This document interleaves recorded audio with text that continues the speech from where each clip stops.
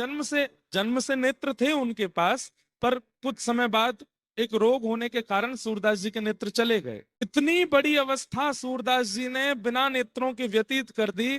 ठाकुर जी जब कृपा करके आए और ठाकुर जी ने जब नेत्र प्रदान कर दिए सूरदास जी को, तो सूरदास जी अपने नेत्रों से पहली बार होश संभालने के बाद में पहली बार जब सूरदास जी ने नेत्र खोले, त्रिभंग ललित श्याम सुंदर सामने खड़े हैं, उनके रोम रोम का दर्शन करते हैं।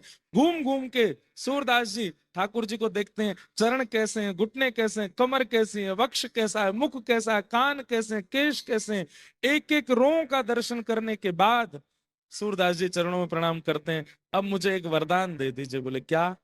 मेरे नेत्रों को वापस अंधा कर दो, मैं दोबारा नहीं देखना चाहता। क्यों? जिन नयनन में पिय बसे दूजा ना ही समय। अब मैं किसी और को देखना नहीं चाहता, आप मेरे नेत्र वापस ले लीजिए। ये छवि खेलत नैनन में, ना ही दूसरो ध्यान। ये छवि जो आपकी मेरे नेत्रों में बस गई है, बस ये बस ही रहे, अब आप नेत्र वापस ले लो। क्यों? क्योंकि नेत्र रहेंगे तो देखते रहेंगे, और कहीं और अटक जाएं इस पर मुझे विश्वास नहीं है, मुझे अपने नेत्रों पे भरोसा नहीं है। आपको देख लिया, आप मुझे पुनः अंधा कर दो ताकि ये सदा आपके ही रहें और किसी का ध्यान न करो।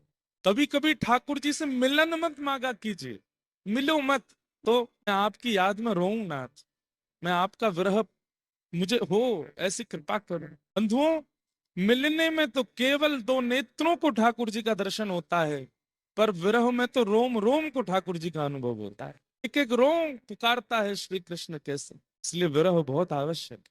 आज विरह की बेला है, लेकिन हम आप सब लोग, आज विरह का दिन है, हम आप सब लोग उत्सव ही मनाएंगे, आज भी गरबा उत्सव कर लेंगे।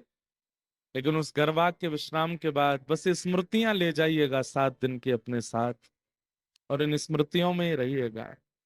ये स्मृतियां ही आपकी भक्ति की पुष्टि करेंगी। और एक बात और बता दें, जब कभी भी चित्त में कोई दोष भाव प्रकट हो रहा हो, जब कभी भी चित्त में कोई दुर्भाव प्रकट हो रहा हो, उसी समय नेत्र बंद करके कथा में क्या क्या हुआ था सब याद कर लीजिएगा। ये स्मृतियां आपके चित्त को